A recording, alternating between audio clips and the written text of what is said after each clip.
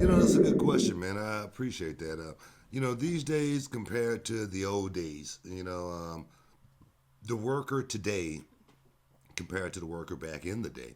Um, you got to understand, back then coming up, I think Vince McMahon was a lot closer to the talent than he is to the talent on the roster today.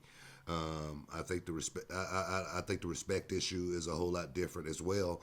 Just because a lot of those guys were veterans. A lot of those guys were literally like grown men. Like in their 30s. Mid 30s. They were looked at from a different perspective. A lot of those guys were stars as well, man. They had a lot of star power.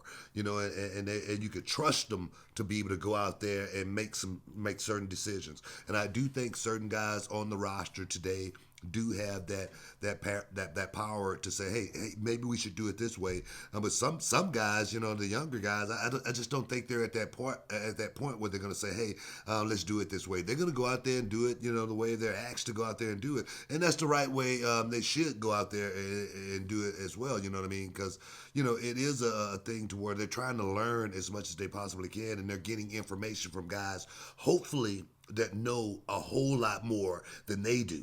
You know what I mean? So it's definitely one of those things, man. My thing is with reality of wrestling, it's the same way. I got guys that are experienced enough to go out there that can work without a net, and then I got guys that, man, we have to put them up under a net to make them go out there and make them feel comfortable out there in front of 500 people. Can you imagine being in front of 10,000 people and not knowing the roadmap, the landscape of the land? And so you need somebody to be able to navigate for you. It's just like a good coach sometimes, you know what I mean? So I think that's what it is more than anything at the end of the day, man. Thanks for stepping inside the Hall of Fame, bro. Hey, man.